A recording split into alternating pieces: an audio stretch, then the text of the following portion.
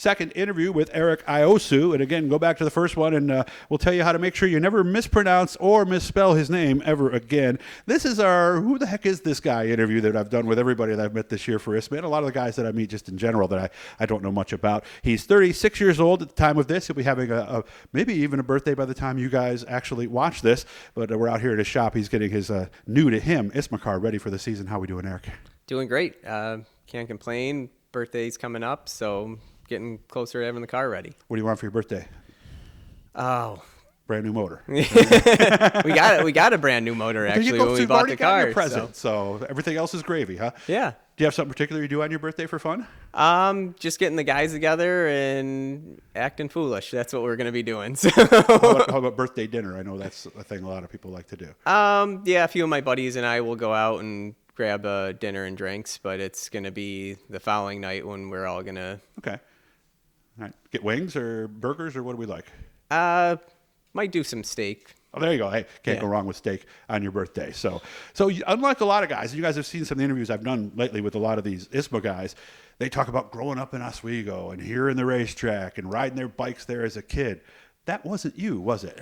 No, I was always there. My parents met at Oswego Speedway. My mom's brother is Gary Albritton, who's very well known and well regarded driver, and my dad was a Steve Joya crew member. So they met when Gary came to town to race. So I don't have a memory not going to the racetrack. So, okay. But you didn't grow up in Oswego? No, we did. We grew up in Oswego. You never heard them because you were always there. Yeah, they got married in Ohio and moved to Oswego. That was the deal. So okay, and like a lot of the guys we've talked about too, a late start for you as well, although for different reasons. You told me.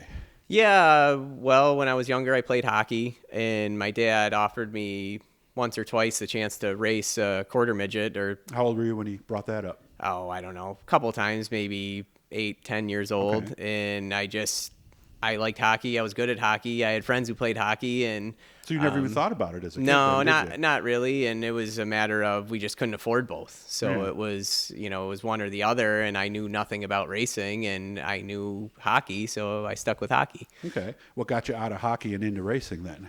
Well, I graduated high school, so that got me out of hockey. You weren't good enough to pursue it after that? No, I went to pharmacy school, and it was just my focus was... They didn't have a hockey team at the pharmacy school. Huh? Well, there was a hockey team there, but I was just focused on academics at that point. See. And it probably wasn't good enough to really go beyond high school hockey, which is fine.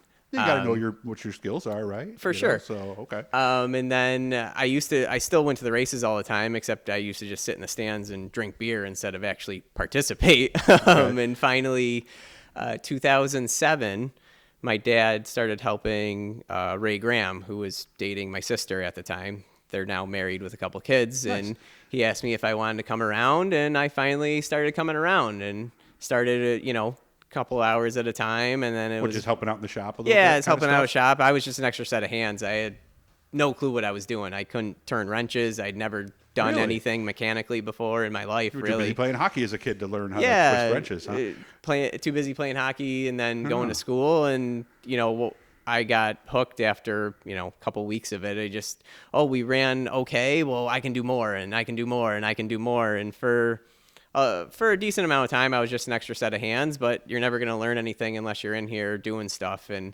thankfully, my dad's arguably one of the better mechanics at the track, so I've had a great teacher and been able to learn a lot of things. And now I can do some things on my own, and some things I do on my own, and he tells me they're wrong. So, it all works out at the end.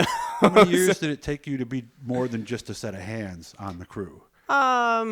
Maybe a year or two. Oh, you picked it up quickly. Yeah, I mean, where I could do some things on my own. And obviously, as now that it's been almost 15 years, I can do far more. I was watching you before I got here. You're a pretty handy guy. Yeah, I mean, that's the only option I had. If we were going to race or work on the car, or have a car, I had to know how to fix it and know how to work on one. Okay, so you started in 07, 8 years later, you had a car. So when did you stop thinking, I'm going to work on somebody else's car to, I want my own? And I'm sure Dad was involved in that conversation. Well, it actually was my brother-in-law again. He wasn't using the car, and it was actually the car we had been working on that I learned on. He said, hey, if you guys want to run it, it's available. So you couldn't say no. No. You couldn't say no. So Okay. all of a sudden I was driving. So that's really it.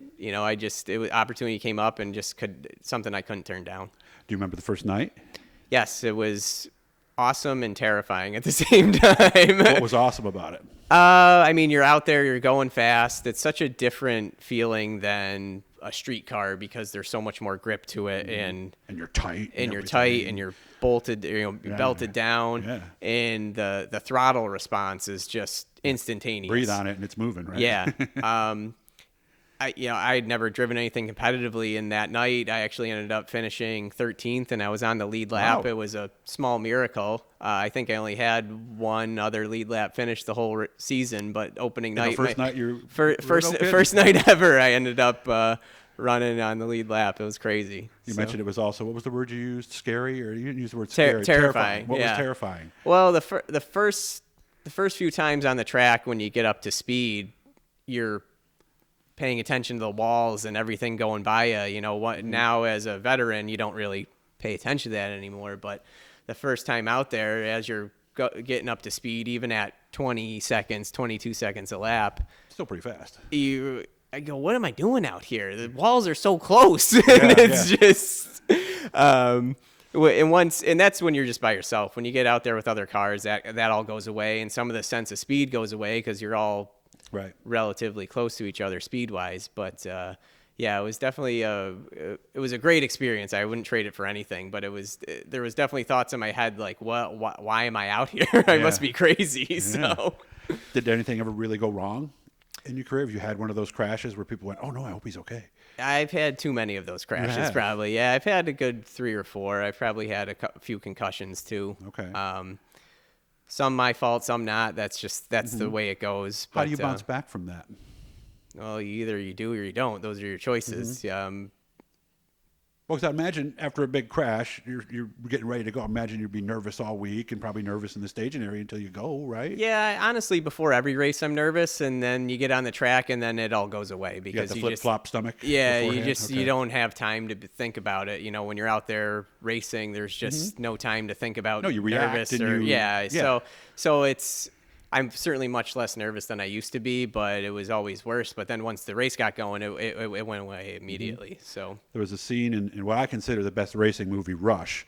I agree. You remember the scene where he gets sick before he gets in the car, right? Yep. And the team owner goes, "Good sign, shows he's stoked." But it's really true, right? Because we know what can happen anytime you strap in. So if you're not nervous, somebody told me you probably shouldn't get in the car. Yeah, I'm nervous about more my performance than injury. Oh, so that's it more than anything else. Yeah, huh? yeah. Okay. I more want to do well. You want to do well, and like I said, then the green flag drops, and you're just going. You don't have a choice to think about it or time to think about it.